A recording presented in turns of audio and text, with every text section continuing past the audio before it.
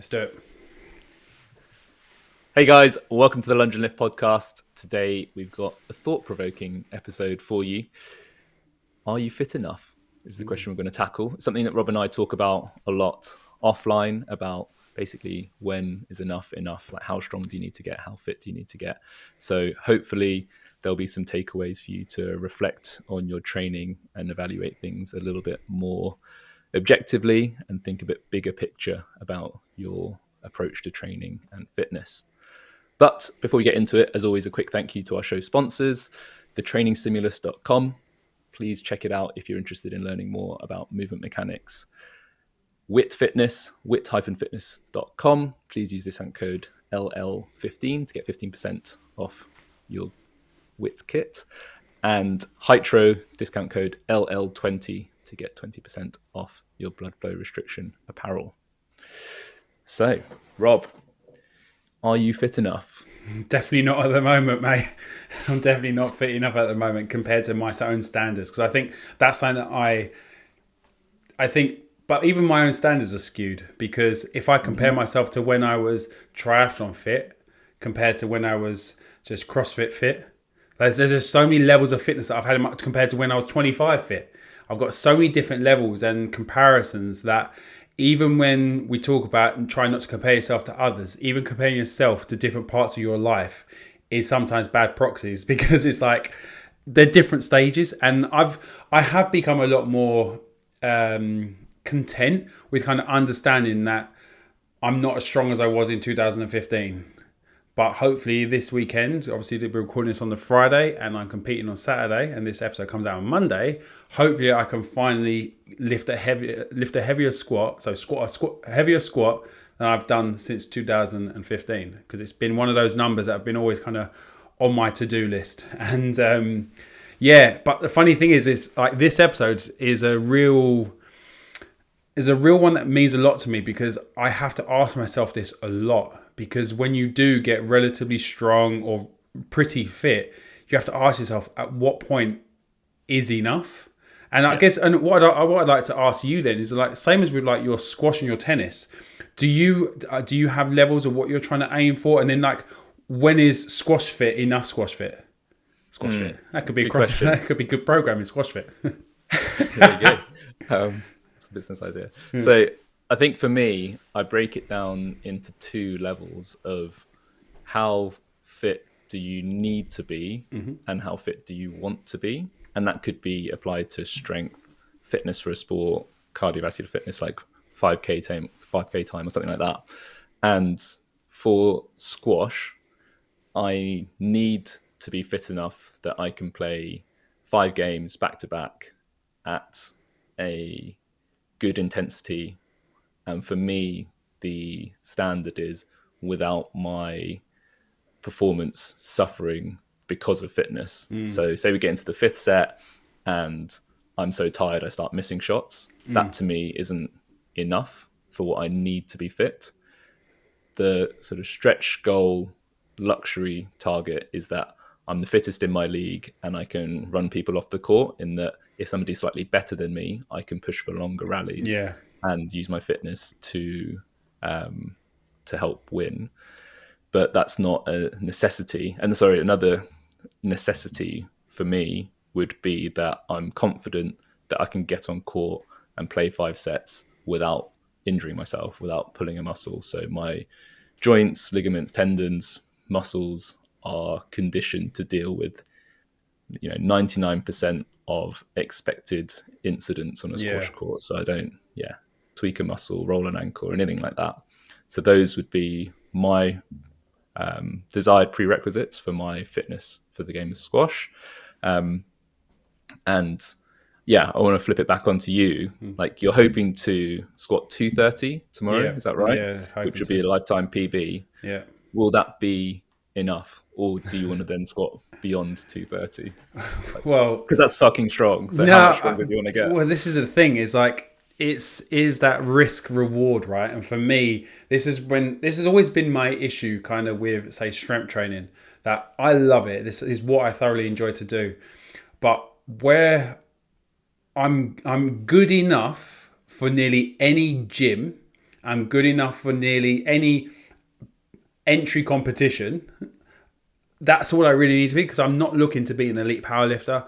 I'm not looking to be an elite in anything. I just not about that. I don't want to commit the time and energy into training for one thing and that's it. But I love to be exposed to different things. So for me, I kind of in that same thing of I want to be conditioned for most things. That's kind of where that's my want. So I want to be able to like do some gymnastics like I did the other week. But I think this was a really good example because like I want to be able to do anything that I ask my body to do, right? I think most people do, right? That's what So us. exactly, I want to do it all. But like, so I went to a gym the other week, and I performed some bar muscle ups. I performed some handstand walks, some strict handstand push ups, handstand holds, and I could do them all, and I haven't done them in months, right? And I felt great. I was like, oh, fuck, like, this powerlifting stuff has worked really well for my gymnastics. The next day, my forearms were like jacked up because I weren't conditioned for that. And that's the thing. This is, I guess, the thing of the need and want is like I achieved my want, but I didn't need to do that. My body then wasn't ready for that. So then I actually then had to take a day off deadlifting. I had to leave my deadlift to the next day because my grip just wasn't fully there because my forearms were shot from doing something which wasn't according to my goals. And I think that's where sometimes when we want to do everything, if it's not goal specific, you have to really weigh up, is it worth the risk that you might not be able to continue progressing towards that goal? Yeah, yeah, spot on. So I think there's a really good point in there that there's for every bit of fitness that you want, every bit of performance that you want to have in your back pocket to pull out, there's a cost to be able to do that. So to have your body fully prepared to turn up and do specific high skill gymnastics without writing off your forearms the next day, the cost is doing those on an ongoing basis. And the more things you want to be able to do to be ready for anything, the greater that cost is. Because, well, we were talking about it offline that in the CrossFit Open, there have been 37 movements to date.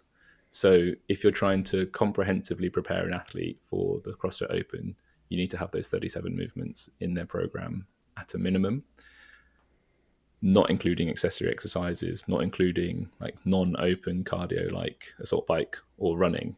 So there is a huge time cost in your training to be able to actually prepare yourself for that. So your want of being able to do any CrossFit workout has a significant cost, which you need to be accepting and willing to commit to. But I'm going to push back and challenge you on the need side of things. Like in your day-to-day life, do you need to be able to do all that stuff? No. Like in terms of, yeah, right. So I think most people are so like, especially our listeners are very fit. Shout out to all our fit listeners. Yeah. So if you are already training at a high level, you've probably got all your basic life requirements easily met. And if you don't, then that's where your attention should be. Like, can you do basic day-to-day functions well without pain, without risk of injury? And once you've got those bases covered, then it's a question of want. Like, what do you want to be able to do from any perspective, from the needs of your sport? Like, you choose a sport, so you want to compete in powerlifting, and you obviously want to do as well as you can.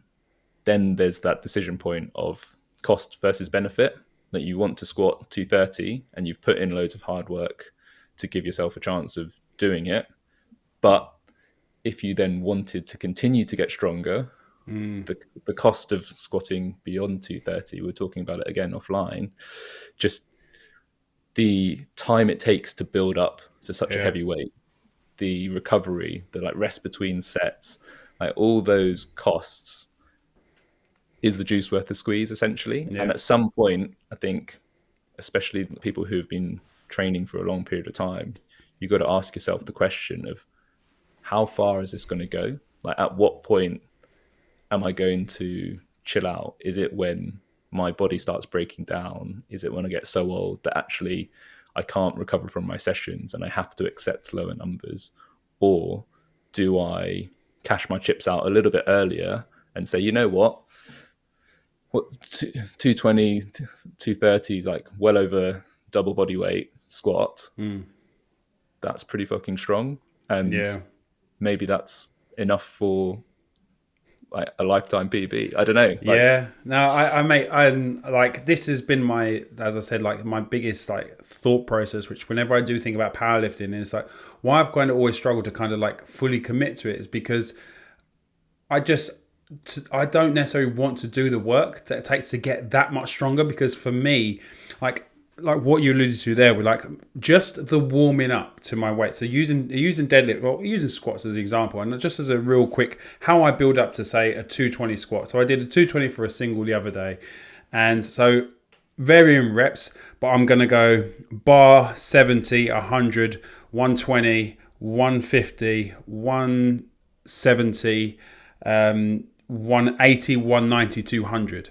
Right, so in a descending pyramid, so I'll start at probably like 10, and then I'll go down to like 8, 6, 4, 2, 2, 2, 1, 1, whatever. Right now, it's like that's not that many like jumps, but the amount of rest that I maybe need into it to perform at the best that I can, all of that can take like 30 to 40 minutes, and it's like for me that's okay because that is my sole focus of that session is to hit this number in the squat and then do some back down volume off of that. So I might literally do say an hour of squatting, but my powerlifting goals is to squat, bench and deadlift. So that's exactly what I should be doing. That is where my energy, and then if I have time for the accessories, great, but the priority is to make sure I get my competition lift achieved, and then everything else is in secondary. And then it's like this is then where it's like, say for instance 40 minutes to build up to this. If that was my average training, I'd probably be done my session in 40 minutes. Yeah. And that's where, like for me, if I'm only say training, say 2 to 3 times a week at the moment, I can normally train probably say 3 to 5 times a week when my sessions are more like 40 to 60 minutes and encompass everything because my top end strength isn't as high because I'm not pushing as much. I'm recovering better and I'm happier.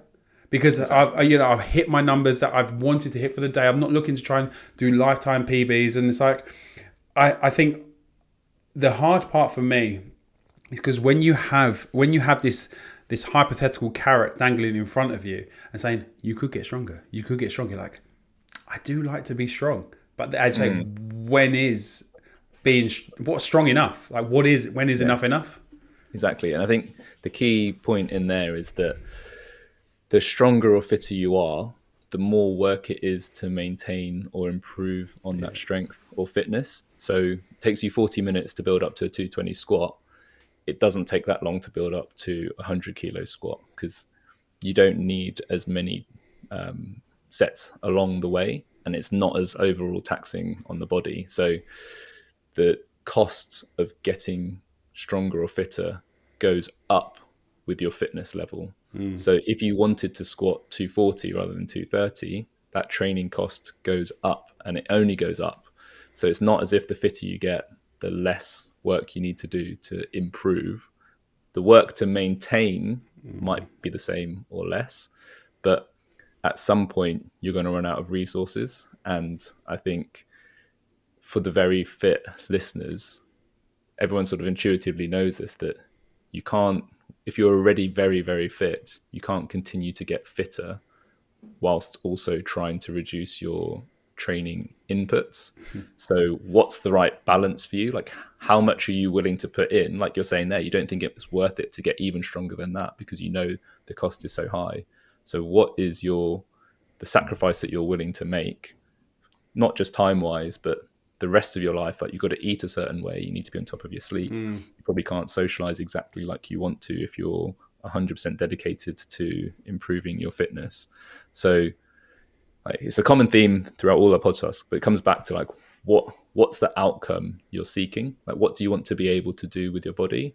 If the thrill of competing is the main thing that you're prioritizing, then have at it. Like, that's absolutely fine. But if you're doing it for general fitness, day-to-day fitness, to push back aging and improve your bone density, if those things are happening, then they're happening, and you don't need to try and progress at the fastest rate possible to add extra costs and sacrifice to the other 23 Yeah. or less hours of the day, depending how much you train. Yeah. I guess it's that especially when you're then talking about people that aren't, say, looking to compete, this is when it gets really tricky, because you're normally not as quite happy with your progress based on other people's progress. So you're looking at all the people around you in the gym. Oh, they're snatching 40 kilos. I'm still on the barbell. And you're like, why aren't I at 40 kilos? And it's like, yeah, but you're now moving that barbell better. So It's like you are better. So your fitness is moving in the correct direction. It's just not moving at the pace that you would like it to, which again goes back to that want and need. But your body is needing to move this bar better, and it's got there. So you've got better. And I think this is where it then becomes a real challenge, because when it comes to competition, comparison is key, because you need to be better than the person next to you. So once you are pushing yourself to extremes, you're pushing your limits, and because we don't want to naturally go to those sort of places. It's like I was talking to one of my clients because she's looking to build up her deadlift to 1.5 times her body weight. And I had to tell her, I was like, whenever you lift these sort of weights, they're going to be heavy. Don't ever think you're going to come into the session and it'll be light, because it's not. Like, it might move better, but it's going to be heavy because it's over your body weight being picked up off the floor. So you're holding that much weight in your hand. And I kind of think that kind of saying to her gave her the reality of, okay, I do have to push, because you're always expecting it to be easy because you're stronger. It's like, no, that stronger just means you can lift more. So it's going to be harder. So it's going to continually get harder and harder and harder. And then, but when it does come back to that person in the gym, not looking to compete, but just looking to improve, you have to have, I think, a clear distinction of, cool, what are you measuring to ensure that you feel like you're ticking some boxes at getting better? And then I guess you understand, cool, what is this destination that you're trying to get to? Is there a destination? Or are you dangling this forever carrot, which you will never reach until you decide to burn out or give up? Exactly. I think that's a key distinction there, is that it's totally okay to want to be better and to improve in certain aspects of your health and fitness. But I think it gets toxic when it turns into a mindset of not good enough. Like, if you're not happy with yourself because you can't snatch what your mate's snatching, or you're not happy with because this like arbitrary measure of fitness, you aren't quite there yet. And there's a great story told about a couple of billionaires, which I think relates quite nicely to this, where there's one guy who's like unbelievably rich. They're both billionaires, but one's like a multi-billionaire and the other one's like a single or double billionaire. And somebody was asking the poorer of the two, and it's crazy to call a billionaire poor, and they're asking him, are you jealous of the guy with 7 or 8 billion when you've only got 2? And the guy was like, no, because I've got one thing that he'll never have, and that's enough. And I just thought that was really profound, in that giving yourself, it's basically accepting your current level of whatever, whether it's wealth, whether it's fitness. If you're content with it, you're actually in a way better spot psychologically than somebody who's never content with it. And it is a double-edged sword, because the drive to get better can be so productive, and you can derive a lot of benefit from it in lots of different ways. But taming it and measuring it to use it for your benefit rather than to your detriment, I think, is something that, as the fitness industry has moved on, and now there are so many people doing so many amazing things, the yardstick of what is necessary and what you should want to do with your body has become a little bit warped, because we can see all these crazy athletes and we don't know how much time, energy and resource they're committing to their training. You think, I want to be able to do the thing that that person can do, when if you saw all the sacrifice that went into being able to do it, you probably wouldn't. No. But you hold yourself in comparison to this unattainable target, which realistically you'll never get to. So you'll never be happy with your level of fitness. No. I think this, for me, is when you look online, especially obviously with social media, with now the amount of people that we have access to compared to what we used to be able to do. When you looked at, say, even when I think back to, say, my days when I started out at Virgin, so this is early social media, this is probably still Facebook days, so before things probably kicked off. And when you then basically, it was your friends on your Facebook page. Then maybe you had a fitness page, and then it might have had a couple of more likes. So now you're getting people that don't really know you, but they kind of know of you or they're close by. So then you got some more comparisons. So now you're looking at other people in your industry. And then you got now Instagram, where you've got every Tom, Dick and Harry doing literally who knows what they've been doing all their lives. And you're now seeing these high performing athletes, and you're like, fuck, that person's younger than me. And they're doing this. Why can't I do that? And it becomes really hard, because we then have to start evaluating things, because you then look online and you see, when you then go into the sales world of things, everyone's trying to sell you to be better. Everybody's train your weakness this, or build is better that, or 6 weeks to a bigger squat, whatever it is. And like, there is obviously a need for that, because if you've got a goal, then you need to, this is a way that you can achieve that.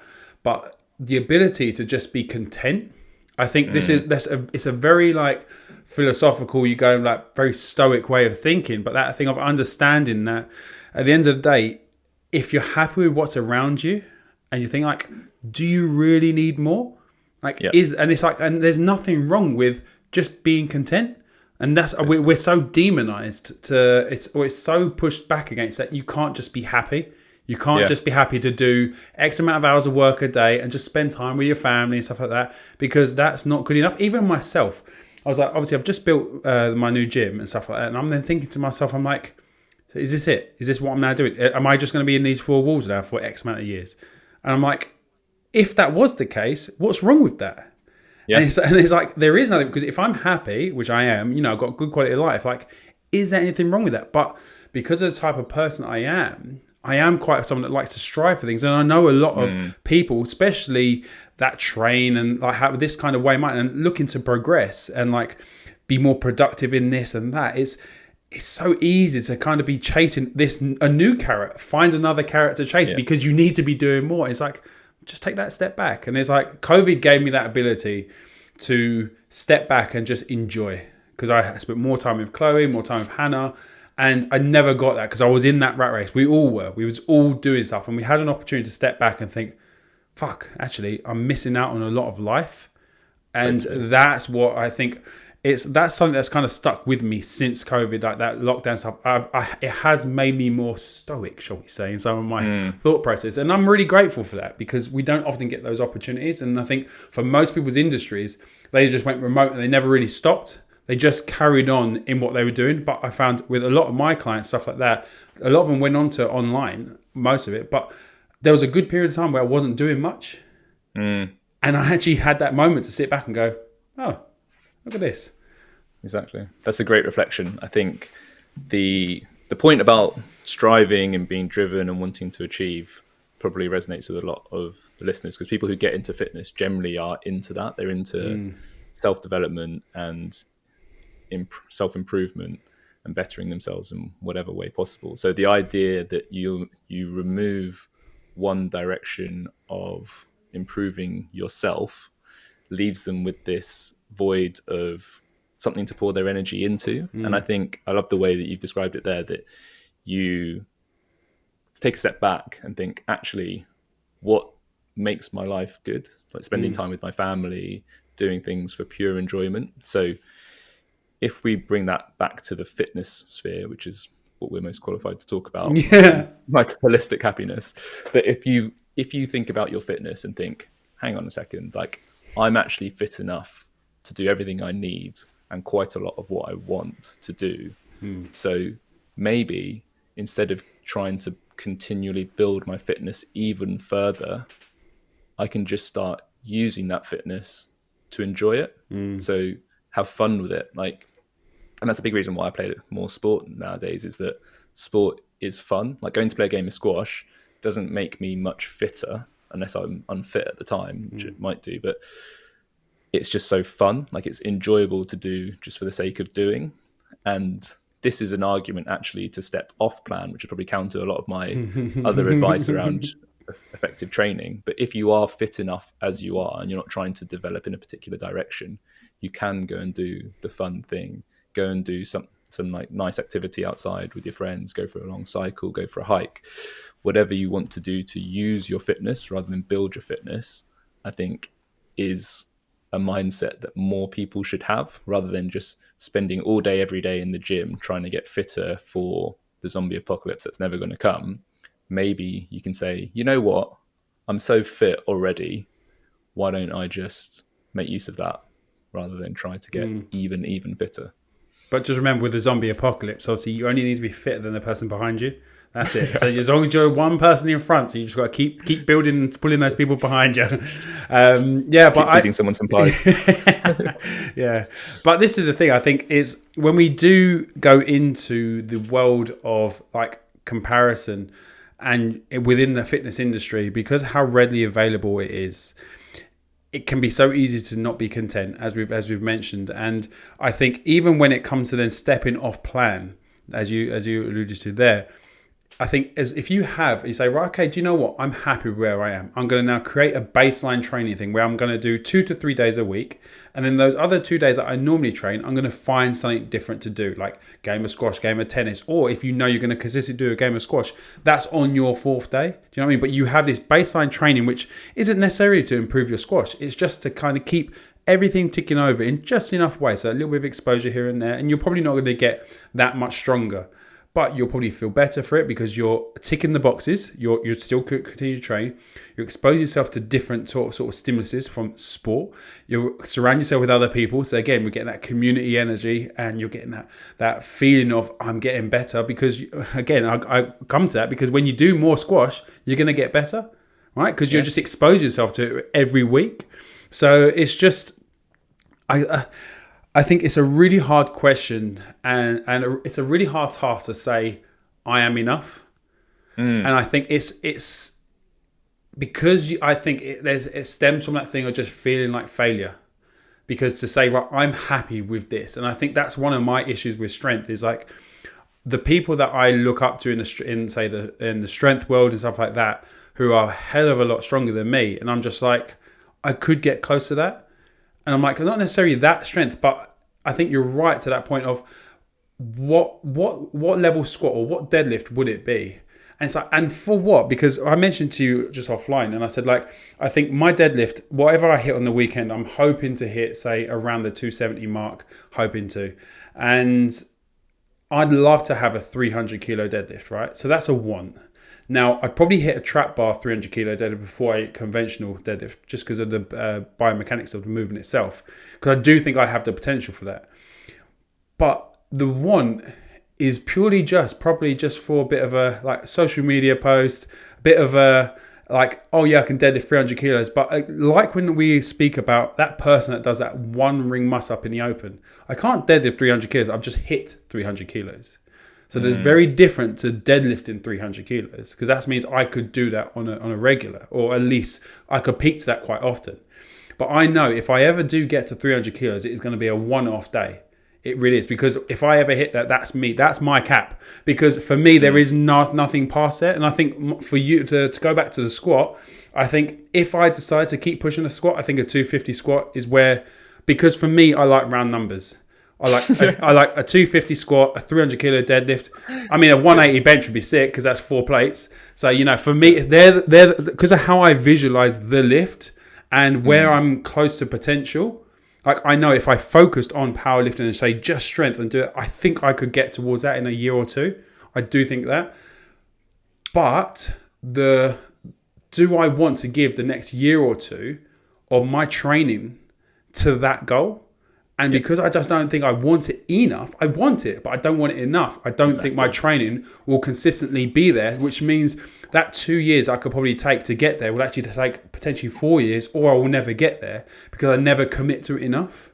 I think that's the hard part where we're not competitive necessarily, when we're more like we just love training, we love to get better, and it's like you have to really want that, like to achieve that type of stress on the body, you have to really want to make yourself go into the hole and hurt. Yeah, exactly. And the sacrifices that go alongside it are they worth it? Like you're saying offline, how building into a competition when you're a bit heavier and you're lifting heavier, but you just don't feel as No. good as when you're doing more varied general training and your body doesn't feel as good. So you would be in that state more often than not for 1, 2, 3, 4 Yeah. years. But is that cost of like the outside of the gym life suffering for the sake of potentially hitting those round numbers? Like Yeah, no, that's I all know. it is I at the end of know. the day. I Like know. you just want to do it because it's a round number.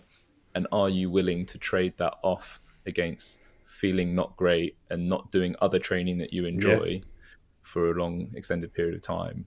And it's a personal decision. Like Yeah. everyone isn't completely entitled to prioritize however they like. But I think when you put some focused thought into it, a lot of people trying to get from the top 0.1% to the top 0.01% of fit people might think differently about Yeah. how they allocate their resources. No, exactly. And that's the thing. That's why I want to make it very clear even with myself is like, for me, those numbers are arbitrary numbers. Like, I don't plan on being I'm too old now, really, anyway. But to be an elite powerlifter, it just doesn't interest me. It doesn't. I don't want to divert.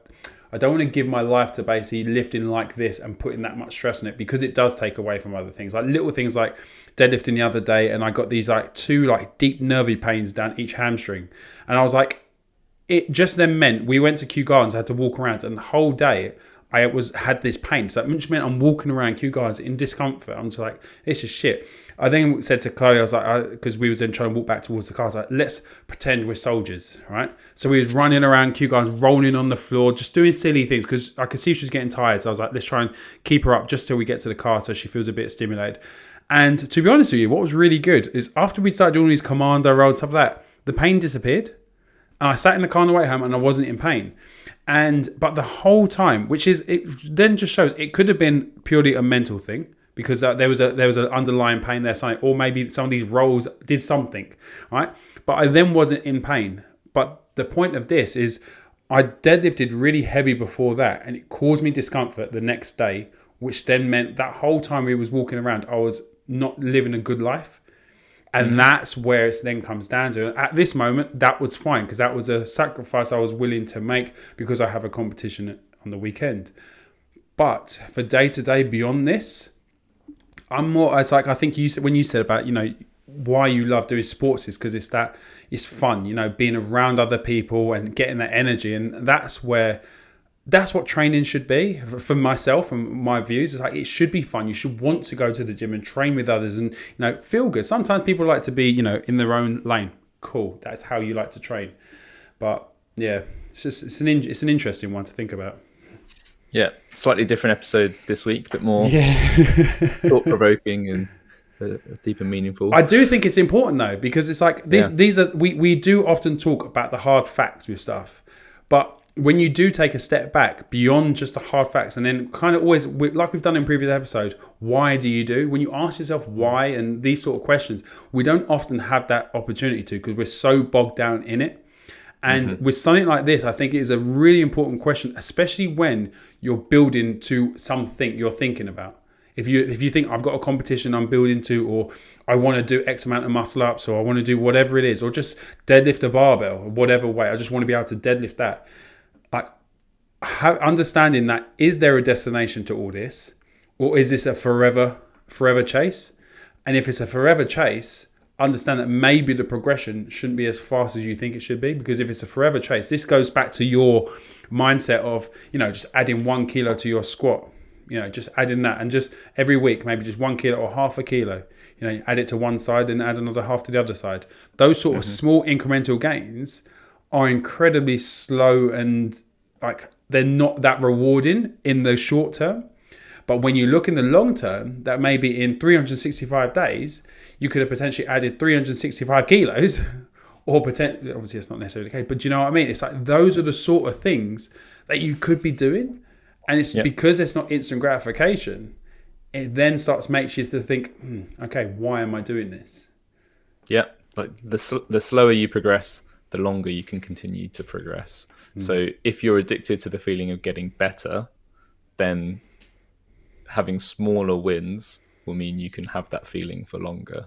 Like if you hit your genetic potential in a week, you would only get a week of progress and that feeling of getting better, and then you're at your genetic potential. So I'm not saying that's at all realistic, but the point is, if you like that feeling, why do you want to use it up as quickly as possible? Yeah. Drag it out. It's safer, it's more sustainable, and if you do need to be better, which I would challenge in the first place anyway for a lot of people, then that's a much more future-proof strategy. Yeah, also, I just realized I fucked up. I said add a kilo a week and then 365 days. So that's obviously, you wouldn't add you'd add 52 kilos at the end of the year. Otherwise, I did wonder like how I suddenly got to 365 kilos. I thought, that's a huge squat. But yeah, no, so that you got the idea of what I was saying. But I think kind of like to wrap it up, I think when you talk about when are you going to be fit enough? What is your measure of fit enough, and why is that your measure? And if it is, I think make it apparent to yourself, make it apparent to friends or whatever. Just make it clear, so because you can get so caught up in everyone else's goals that you forget that actually all I wanted to do was be able to turn up to the 6 a.m. class and perform all right, be better than most. And that's like a really nice way to have these. If you want to be good, just try and be better than over half the class. that gives you a nice medium. I'd say that probably falls into comparison. Of course it does. I can't get away from it. Like whatever. Yeah, have a think about it separately to think what's fit enough for you and what you want and need to do with your body, and then objectively assess whether you've achieved that or not. And I think one way I think about evaluating your current fitness levels, are you on the other side of an inflection point where you're already so fit and strong that it's now diminishing returns and that you need to invest even more time, energy, resources into your training to get increasingly small benefits? And if that's the case, you really need to think about if it's worth it, because the ask is going up and the rate of benefit is going down. And that's, I think, the important point to check in with this question, because like we said earlier, like the fitter you get, the harder it is to get even fitter. The volume and time cost goes up, so the sacrifice in other areas of your life also goes up. And yeah, you just need to have a think about when you'll be fit enough and why that's this like future state rather than a current state. I think, as you say, like it boils down to that, using your fitness rather than just constantly building it. And we get so caught up in that. And I think even when we go to previous episodes that we've had and we spoke about, like, you know, are you training? Are you competing? Are you testing?